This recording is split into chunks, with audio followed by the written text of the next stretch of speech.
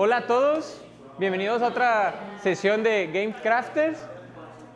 Una disculpa por el aviso tan pronto. La persona que iba a presentar hoy, por quién sabe por qué, no pudo hacer la presentación, entonces no nos contestó. Por eso tuvimos que hacer la presentación un poco más pues, rapidita. Avisamos de hace como 2 días, creo apenas.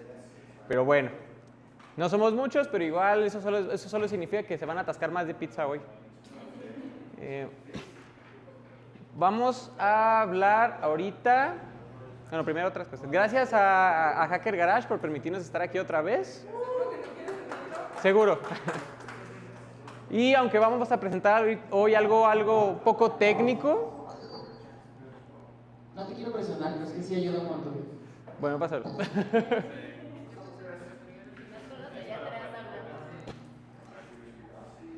Bueno, hoy vamos a presentar algo técnico.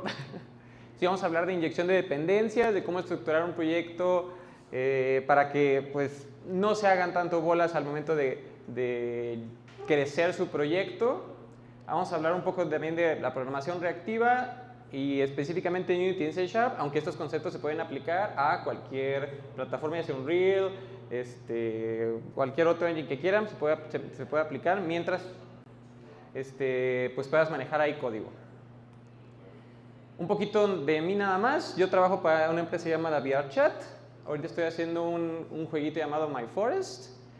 Y pueden buscar cualquier cosa de mí en mi página, borotecnic.com. Ahí pueden entrar a toda mi social media, lo que sea, lo que les interese. Bueno, ¿por qué es importante estructurar tu proyecto? Si alguno de ustedes ha hecho ya un proyecto, o 2, o 3, 4, 5, los que sean, el principio del proyecto siempre está bien fácil de hacer. Empiezas, haces tu prototipo y dices, no manches, este proyecto lo voy a acabar en 1 semana, 2 semanas. En 3 meses ya está en la tienda y ya acabé. Y a las 2 o 3 semanas empieza a bajar el ritmo. Luego al mes dices, ya ni me conecté la última semana. Y a los 2 meses dices, es que ya no sé qué hacer, me empezaron a salir bugs en las cosas que ya hice y empiezas a bajar tu desempeño. La mayoría de las veces que yo he visto personalmente y en proyectos de alguien más, la razón por la que fallan los proyectos es porque no están bien estructurados para poderlos llevar poco a poco. Avientas todo al asador y lo revuelves todo en lugar de aventarlo poquito a poquito y tu proyecto queda hecho todo un espagueti. Vamos a ver unos ejemplos de cómo yo he visto en empresas grandes, medianas y pequeñas que se puede estructurar un proyecto. Vamos a empezar con el proyecto grande. Y esto lo vi en el proyecto llamado Work with Friends en Zynga, cuando trabajé con ellos, y también en otro proyecto llamado Green Park Sports, que es como una especie de casino online de deportes en Estados Unidos, y lo manejaban todo en capas. Tenían la capa de API, que su único trabajo es tener todas las llamadas precisamente a la API o al backend. Nada más, es todo lo que tenían. Eran scripts de 200, 500 líneas llenos de llamadas a la API. Eso es todo lo que tenía que hacer. Luego tenía la capa de database, que era la que recibía esta información y la guardaba. Se encargaba de ya sea guardarla local o de regresar a la API para guardarla en otro lado y tener los contenedores de información en ese momento. Entonces, por ejemplo, si manejaba, no sé, 1000 usuarios, que tienes que tener los datos de 1000 usuarios al mismo tiempo, bueno, hay un user database que tiene toda esa información en crudo. Es como lo que regresan los JSON, ahí está. Luego estaba la capa de Data Aggregator. ¿Qué hacía eso? Agarraba la información de varias bases de datos y las juntaba en estructuras que podría comunicar a otros lados. Por ejemplo, existía la User Database, pero existía un Data Aggregator llamado Friends Data Aggregator, que jalaba la información de los usuarios del User Database, pero también agarraba la información de otras databases, o sea, agarraba como de 2 o 3, y las juntaba en un paquetito para que cuando algún otro sistema requiriera una lista de amigos, aquí está la lista de amigos ya procesada. Tenemos la capa de Manager, que esa capa se dedicaba para... era como lo que llaman nosotros feature. Por ejemplo, el feature era el profile. ¿sí? Queremos que se muestre en una pantalla con todas las cosas del profile del usuario. Y ahí, por ejemplo, van a ir la lista de amigos, cuántas monedas tienes, el rango que tienes en el juego, cuántas veces has jugado online, todas esas cosas venían en ese manager y se encargaba de también distribuir la información que venía desde el data aggregator, que ya tenía como empaquetadita, bajaba al manager y el manager la desmenuzaba para pasarla a los controladores que la fueran a usar. Esos controladores ya al final son tus componentes que van a mostrar en la pantalla los datos o cualquier cosa. Este controlador esos controladores son el último paso, son lo que tiene bla bla bla bla punto text igual a esto que viene del manager, ¿sí?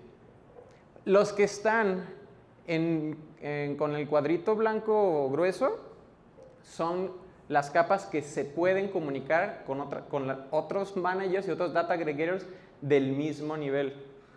Por ejemplo, la User API nunca se va a conectar con la API de otro sistema, jamás. Tampoco el database. Pero el data aggregator de los users y de friends sí puede conectarse con otros data aggregators. Y un manager también puede conectarse con otro manager, ¿sí? Esto estoy intentando hacer lo menos técnico posible y no va a haber una exposición de código a hacerlo en vivo porque vamos a tardar mucho, es un curso muy largo, entonces vamos a hacerlo solo por encimita. Bueno, vamos a seguir. En un proyecto mediano vi la misma jerarquía, si se fijan es exactamente la misma jerarquía, solo que la parte de API la absorbió Database y la parte del Data Aggregator la absorbió Manager. Son las mismas responsabilidades, pero están en 2 capas menos. Esto podría sonar un poco chungo porque dices, bueno, es lo mismo, pero separado en 2 capas, mezclado en otras 2 capas, pues ¿para qué lo separas o para qué lo juntas? Pero cuando tus scripts empiezan a tener cientos de líneas, el manejar menos capas, aunque sea una capa menos, te quita mucho tiempo de analizar tu código, sobre todo cuando trabajas con muchas personas. Entonces, vemos que las responsabilidades ahí están, solo se están redistribuyendo. Y tenemos un proyecto pequeño que ahora la que se fue la de Database. Juegos o proyectos pequeños, a veces ni siquiera necesitas un database porque pues solamente guardas el progreso del usuario de muy poquitas cosas. Entonces esa responsabilidad la absorbe el manager. Mi proyecto, el de MyForest, usa porque soy solo yo, es un proyecto chiquito, no tiene mucha lógica, no tiene chiste que yo tenga todas esas capas. ¿Okay? No tiene mucha lógica, perdón. Bueno, y yo al mantener solo 2 capas, con solo los managers hablando entre sí, pasándole la información hacia abajo a todos los controladores, es muy fácil para mí agregar, quitar cosas.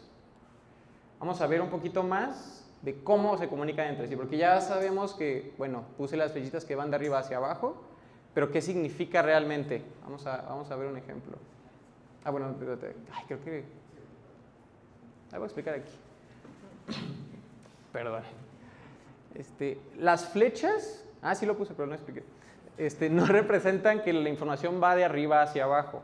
Significa que las dependencias van de arriba hacia abajo. Es decir, al controlador no le debe importar de dónde viene la información mientras venga de un manager. Al manager no le importa de dónde venga la información si viene de un data aggregator. Y lo pongo entre comillas, de un data aggregator. Y así consecutivamente. ¿Por qué es así? Para probar una base de datos, tú no deberías tener una base de datos en la nube activa. Tú deberías poder probar todo el sistema sin necesidad de tener una base de datos real.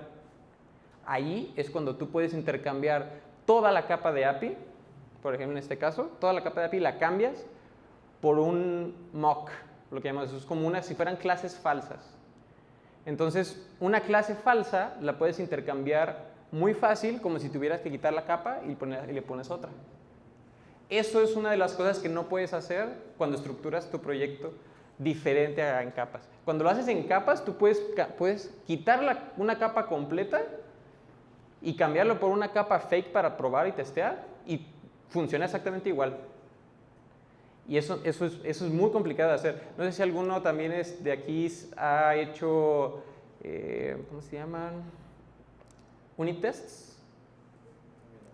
Hay algunas clases que te permiten crear interfaces, que ahorita vamos a hablar un poquito de ellas, para hacer como información fake a cuando tú la pides y tu sistema funciona exactamente igual. Entonces, esto no se puede hacer si tienes tu código hecho espagueti, porque si lo tienes hecho espagueti, en alguna parte se va a romper ese flujo que hiciste. Bueno, vamos a ver un poquito de qué son interfaces. Las interfaces son plantillas.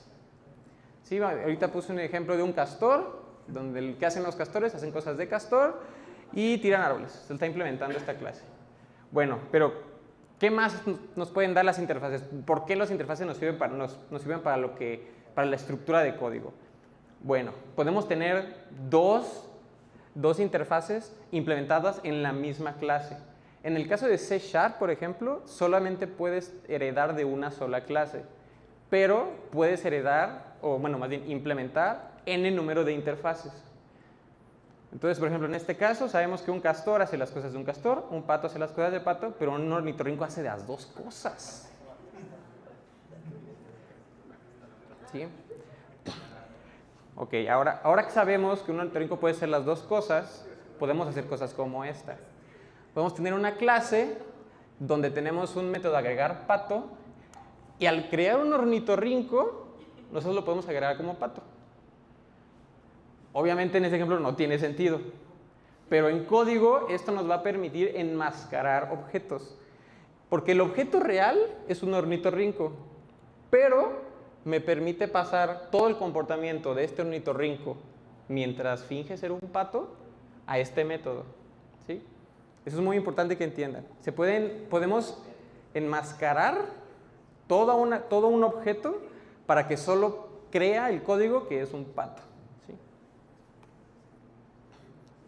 Hay varios tipos de interfaces que yo ahorita separé simplemente en dos diferentes. Unas son las específicas y otras son las generales.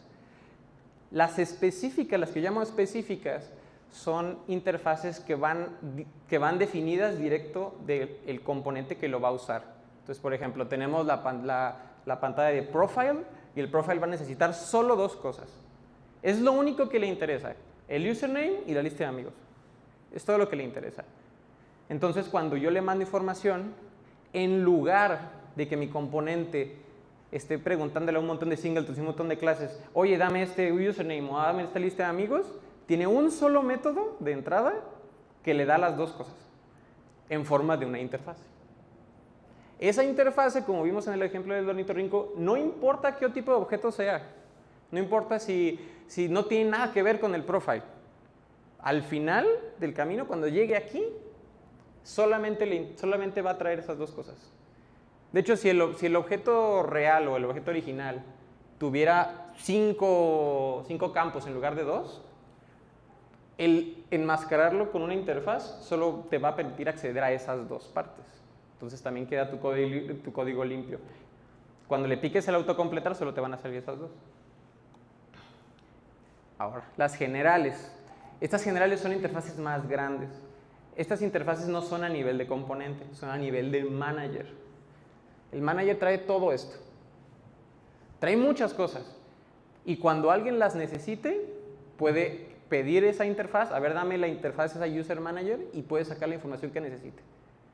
Ahí cuando le piques el autocompletar, te van a salir todas esas. Pero hablamos de que este manager puede estar implementando muchísimas interfaces. Pero cuando llames esta, solo te va a dar esos campos que están especificados ahí. Bueno, y cuando escribes el código, ¿dónde escribes las interfaces? Las puedes escribir en donde quieras. Si alguien ha hecho código, las puedes escribir donde quieras. Pero para manejar el código y tenerlo bien estructurado, si vas a escribir interfaces generales, las vas a escribir en la capa correspondiente a este diagramita que dice aquí chiquito. Si es una interfaz general, va en database o en manager. Entonces, ¿eso qué significa? Si alguien necesita hacer algo con la capa de database, va a decir, a ver, dame la interfaz de la capa de database. O si alguien quiere hacer algo con el manager, dame la interfaz de la capa de manager. Pero si son específicas, la cosa es diferente. Se escribe en el mismo lado del controlador. Si alguno ha hecho algún script, ve que siempre hay casi siempre un script es por, más bien, un archivo tiene solo una clase. Eso es como lo normal. O una clase principal. Tal vez hay subclases ahí, pero hay solo una clase. Si tú le pones unos enters chiquititos y hasta arriba haces la interfaz, entonces va a ser muy obvio para cualquiera que lea tu código que lo que viene en esa interfaz es lo que espera toda la clase. Entonces es fácil de ajustar y fácil de leer. Pero ¿quiénes van a implementar esas interfaces? Porque les dije hace rato que las tiene que implementar una clase en específico. Todas se implementan acá arriba. Los controladores nunca van a implementar una de esas. Van a recibir una, pero no la van a implementar. Vamos a ver ahorita un ejemplo. Bueno, dos ejemplos. Primero, la inyección directa. Aquí, por ejemplo, ¿sí ven mi mouse? ¿Sí va? Tenemos que la clase UserManager implementa el iProfile UI. Normalmente las interfaces quedan con una I al principio para identificar rápido que es una interfaz. Entonces, este iProfile UI sabemos que está relacionada directo a una clase llamada Profile UI. Entonces, rapidísimo sabemos cuál. Pero la implementa el UserManager. Entonces, en algún momento en tu proyecto vas a tener el botón de abrir el profile. Aquí estoy asumiendo que lo está haciendo el UserManager. Y al inicializarlo, está esperando que le pase exactamente una interfaz de Profile UI, nada más. Y aquí le estoy mandando this. Si se fijan, el UserManager tiene un montón de cosas. Tiene todo esto. Dice que se llama Pancho Barraza, que tiene 250 años de edad, que nació hoy, que no tiene amigos, ¿no? Pero lo único que le va a llegar por la interfaz que le creamos, que es esta máscara que les estoy platicando, solamente va a ver el username y friends. Entonces es un objeto grande que yo, digamos, lo estoy recortando y lo estoy mandando al Profile UI. Y el Profile UI pues reacciona y te pone el username. Pero hay varias formas de dependency injection. Una muy popular en Unity es usar Senject, o ahora se llama Extenject porque los de Senject ya dejaron de mantener el proyecto, pero se hizo open source y la gente lo mantiene. Y tiene un patrón un poco diferente. Vamos a ver primero el de la izquierda. Estamos viendo que UserManager sigue manteniendo la implementación de iUserManager, que ahora tiene todos estos campos. Y acá en el Profile UI tenemos este campo especial llamado Inject UserManager y UserManager.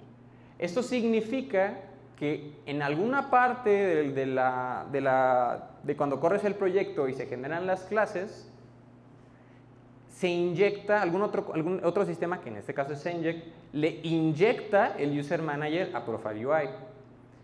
Acá en la inyección directa yo se la tuve que pasar en un método de inicialización. Acá, un sistema externo, por eso se llama Dependency Injection, o sea, alguien más es responsable de inyectar mis dependencias, la pone en Profile UI y directamente yo puedo poner, por ejemplo, en el caso de Unity on Enable, exactamente el mismo código que teníamos acá, de ponerle el username. Pero ahora lo hacemos de manera un poco más limpia, porque yo no tengo que ponerme a buscar mi pantallita de Profile UI para inicializar la cosa. ¿Sí? Las cosas se pueden separar un poco, digamos que están ligadas, pero de manera muy suave. Ahora veamos el ejemplo de la derecha. ¿Cuál es la diferencia?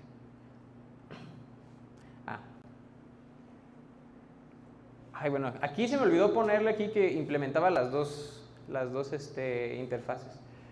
O sea, UserManager implementa las dos interfaces, pero yo en lugar de inyectarle la iUserManager, solo le inyecté el iProfile UI. Es decir, te puedo inyectar la interfaz o clase que yo quiera. Entonces, si en algún momento yo quiero refactorizar y reacomodar todas mis interfaces, así termino, porque todo lo que está inyectado siempre está ligado a una interfaz. Entonces, con que tenga yo las interfaces bien acomodadas, puedo refactorizar muy rápido. que si alguno ha refactorizado código Spaghetti, ya sabe lo feo que es estar acomodando código sobre todo de alguien más que no entiende ni madres, ¿no? Yo no les puedo explicar Zenject porque la verdad sí es un tema pesado. Si alguno está interesado, les recomiendo que vean los tutoriales de Infallible Code en YouTube. Son muy buenos para empezar. Pero ¿cómo esto se hace mágico? Bueno, para mí es mágico. Cuando me di cuenta fue un... ¿sí? Y ves algo llamado observables. Y cuando usas programación reactiva, en este caso con un plugin llamado UniRX, parece que están en esteroides. Primero vamos a explicar bien qué son los observables. Un observable se parece mucho a lo que son los eventos, o las actions, o delegados, como algunos también pueden usar. Tenemos un observable de tipo string llamado username. Si se fijan, es la misma estructura que hemos estado viendo en los ejemplos. Pero en lugar de yo directamente poner en el componente de texto el username, me suscribo para cuando el username cambie. ¿Qué significa esto? Cada vez que cambie el username, esa variable username en algún lado, este componente ya está suscrito y lo va a cambiar automáticamente. Entonces, si cambias el username y está abierta la pantalla del username, si tú pones el código así, te despreocupas. Y de hecho esto es algo muy valioso, muy importante para todos los que hacen código. Hacer código que se actualice solo y que lo escribas desde el principio así, te está ahorrando cientos de horas en el futuro, cuando estés debugueando las cosas de por qué no se actualiza en ningún lado y por qué tienes 3 pantallas iguales y no se actualiza en una y en otra, por qué en la otra sí, y luego por qué se actualizó en una vez y luego en la otra por qué no se actualizó 2 veces y ahora tiene otra cosa. Bueno, cosas de espagueti. Lo diferente que tienen los observables a los eventos y delegados es que son una especie de, como, digamos, paradigma, de un modelo paradigma, se llama observer. Y ya tienen estos 5 métodos. Entonces, cuando te suscribes y te desuscribes, puedes estar seguro de que los observables van a reaccionar como un evento normal, suscripción y la desuscripción. Pero cuando estás usando onNext, onError y onCompleted, es cuando realmente les puedes sacar jugo a los observables. Porque los observables son más que algo como un evento o una acción que pasa y se distribuye a todos lados, son más un canal. Es como si fuera una tubería. Entonces, cada vez que hay un nuevo valor, se pasa onNext. Pero cuando termina ese flujo, cuando ya no quieres que ese flujo exista en tu proyecto, pues llamas un complete y también todo código puede reaccionar a ese onComplete. No solamente reaccionan al onNext. Y también si hay un error, pues reaccionas a ese error directamente. No tienes que poner try catch en todos lados, los observables ya lo soportan. Entonces cuando pasa un error, directamente aquí lo atrapas. Eso no lo puedes hacer normalmente en un evento. Tendrías que crear más código y terminarías con un observable. Por eso los observables son valiosos. ¿Y cómo podemos usar los observables con esteroides? Vamos a ver cómo funciona con UniRX. ¿Se alcanzan a ver? Porque está un poco chiquito. No lo puedo hacer zoom. Bueno, voy a intentar explicar un poquito más. Claro. Tenemos 3 observables aquí. Tenemos uno que se llama username, otro que se llama fullname y otro que se llama useFullname. Tenemos la clase que implementa esos 3 observables. Y tenemos que se le está inyectando al Profile UI. Después, en el onEnable, estamos suscribiéndolo, estamos haciendo una suscripción a los 3 observables al mismo tiempo. Entonces, ¿qué significa? Si cambia el username, voy a actualizar. Si cambia el fullname, también lo voy a actualizar. Y si cambia el useFullname, también lo voy a actualizar. Y aquí le estoy pasando una función que selecciona qué va a hacer o cuál voy a escoger. Aquí estoy diciendo que el usuario prefiere usar su full name, que le regreso el full name. Si prefiere si no lo prefiere, regreso el username. ¿Se fijan? Está súper fácil. Y esto se puede incrementar todas las veces que quieras. O sea, ahorita estoy usando 3, pero pueden ser 5, 6, 10, 20.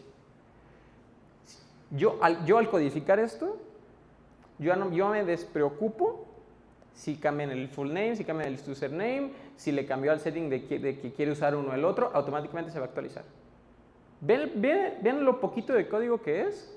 Por una funcionalidad que tendrías mínimo que poner varios ifs y aparte generar eventos por cada uno de esos, y cada uno de esos tendría que jalar información de otro lado. O sea, se hace un despapalle.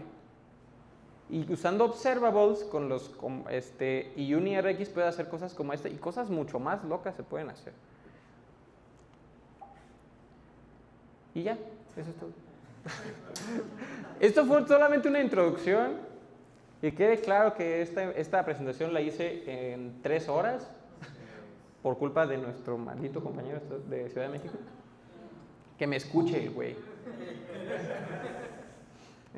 Si alguno quiere platicar más a fondo de estructurar proyectos, de por qué yo hice esta presentación, aunque fue cortita y muy por encimita, y por qué creo que es muy valioso que estructuren su código, no así, pero que lo estructuren de alguna manera y que se echen una vuelta por lo menos a ver cómo funcionan los observables, y ya con eso me doy.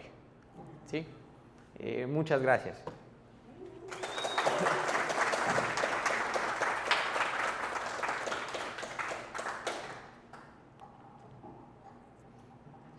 Listo. Ahorita llegan las pizzas. Ellos salieron por las pizzas. Preguntas. Olvidaba. ¿Todos entendieron? Genial.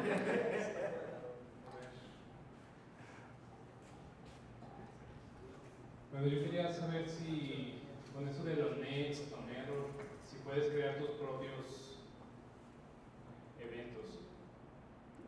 ¿Dónde quedó? Sí. ¿Está complicado? De hecho, si se fijaron bien, todas dicen virtual. Eso significa que todas les puedes hacer un override. Entonces, tú puedes heredar de la clase iObservable, que es precisamente una interfaz, y puedes implementar las mismas cosas que aquí y puedes usar tus propios observables custom.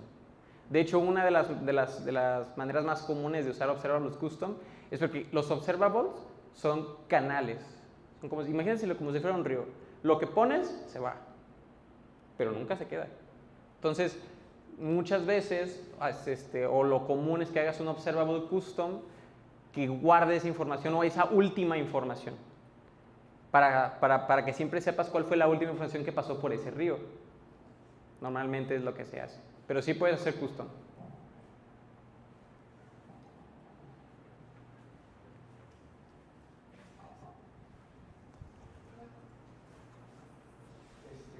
¿Cómo impacta el rendimiento, la implementación de las interfaces así custom y todas las sobrecargas y todo lo que explicaste? ¿Lo mejora o sí tiene un impacto en el desempeño final? El impacto es mínimo, porque para poder hacer lo mismo, por ejemplo, que es reaccionar a lo que pasa en otra parte de tu código, de todas maneras tienes que construir eventos. Pero no, o sea, el impacto es muy, muy bajito. De hecho, creo que los observables, o sea, dentro de ellos, se manejan más como delegados que como actions. No sé si alguno ha usado actions, action es como un grapper de un delegado genérico. Entonces los delegados son aún más rápidos. Entonces, a lo que yo he visto, jamás hemos dicho, ay, ¿sabes qué? Le pusimos muchos observables. No, nunca. Y estamos hablando de un proyecto que tenía, yo creo que 2.000, 2.000, 3.000 observables. O sea, era una cantidad absurda. ¿Alguien más? Bueno, yo tengo una. Hola. ¿Puedo regresar al código de cuando muestras los dos, que es uno a la izquierda y uno a la derecha?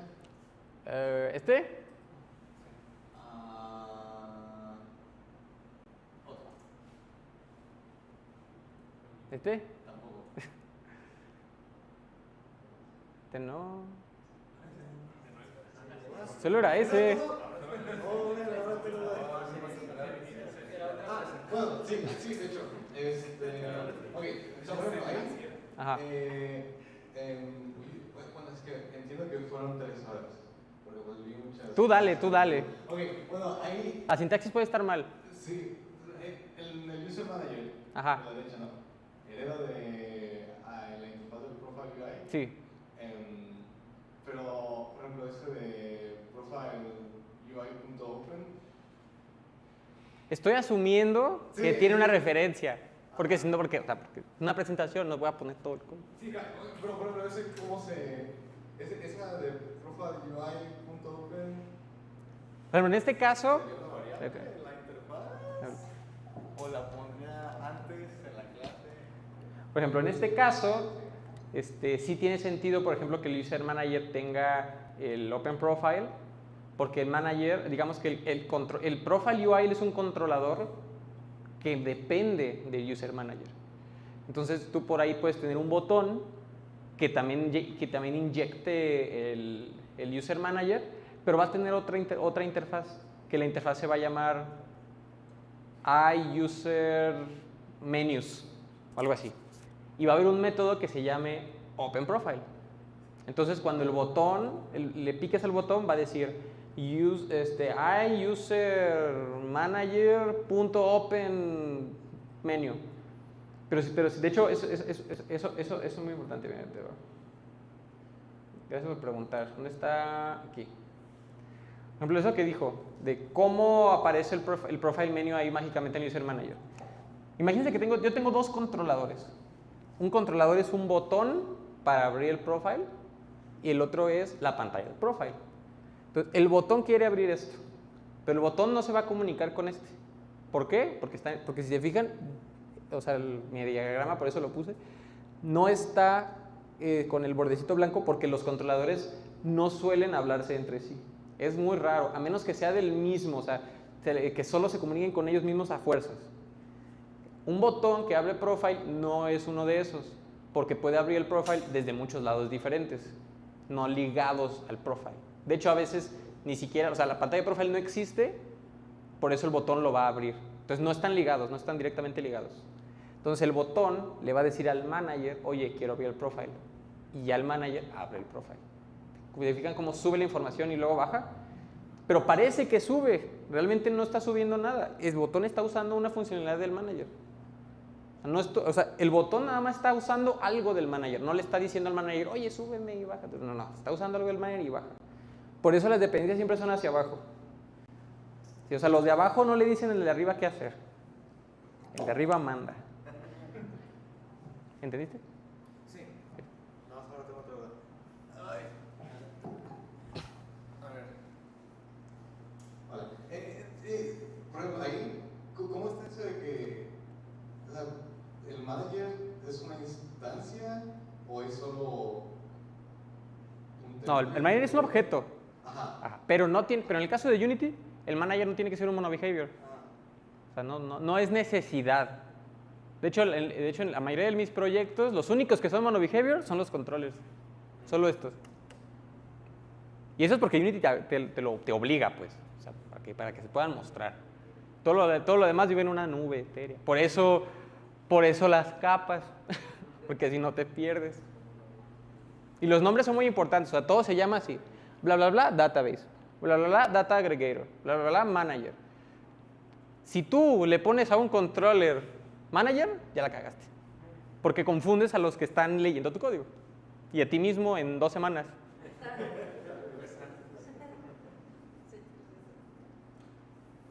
Bueno, tal vez más, pero... Tú sigue preguntando, no pasa nada. Todavía no llegan las pizzas. Bueno. En lo que veo cómo... Está bien.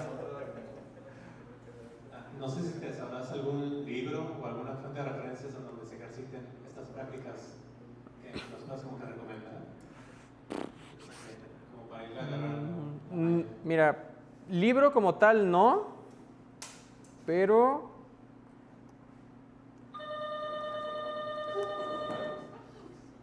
La documentación de ReactiveX es de donde sacaron lo de la reactiva. De hecho, este patrón es muy usado también en JavaScript. Entonces todo lo que ven aquí aplica para el mismo plugin de JavaScript, el mismo plugin de C# y el mismo plugin de Unity. Todos son lo mismo. Los que los mantienen nada más hacen copy-paste para acomodar y que todo se mantenga como parejo. Mira, por ejemplo, aquí viene, pues aquí está lo de los canales que les dije. Nada más que sí van, o sea, sí está feo, ¿eh? Entonces son todos los operadores que hay. Bounce, Distinct, Ignore. Se parece mucho al Link. ¿Han usado Linku? Como para arrays y listas. Se parecen mucho a algunas cosas de estas. Pero por ejemplo, el que usamos fue... ¿Cuál fue? ¿Dónde está? Por aquí debe andar. Combine Latest. Entonces aquí, la explicación es muy técnica. Si yo medio le entiendo. Le faltaba un parámetro a la función que... ¿No? No, yo lo probé. Yo lo probé. Pero estaba el name selector y no venía en la función del name selector. Este es el line selector, este de aquí. ¿Cómo? O sea, al combine latest le mandas todos los observables que tú quieres. Bla, bla, 1, 2, 3, 4. Y luego aquí haces una función, un lambda o lo que tú quieras. Yo lo uso en otra función con ese número de parámetros y regresa uno solo. Porque los combina todos. Y combina el latest porque combina los últimos de cada uno de los canales. Yo le puse el nombre, es un método normal. Es como esto, es una lambda con un nombre normal. Lo siento, es que yo me la paso leyendo documentación, libros casi no. Disculpa. También está UniRX, GitHub. Mira, este es el batillo que lo acomoda y también aquí tiene mucha docu.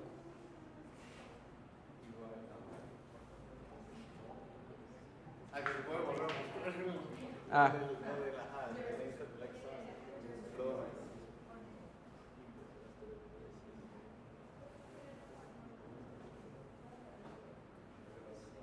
Ay. ¿Qué pasa? ¿Cuál? A la que tenía el name selector con el observable. Sí, mira. Observable 1, observable 2, observable 3. Y el último parámetro es una función con los tres resultados de estos tres que regresan 1. En este caso regresan un string. Sí, en este ejemplo selecciona cuál va a usar y ya. Ya, o sea, en el combine later solo se hace una vez al inicio. Pero igual también lo suscribe. No, o sea, esto es como si estuviera suscribiendo un método a tres cosas. Y cada vez que alguna de esas tres cosas cambie, va a correr este código y luego este. Les dije que estaba medio técnico. Y este es el ejemplo fácil. ¿Alguien más? ¿No? Muchas gracias.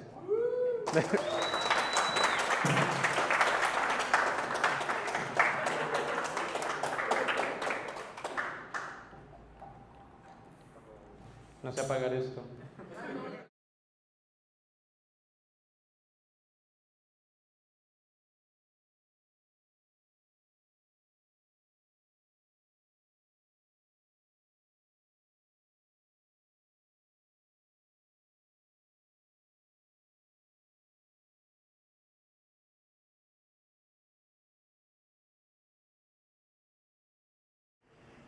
Ahora sí con una presentación mejor preparada. Pero para la noticia. ¿Mm?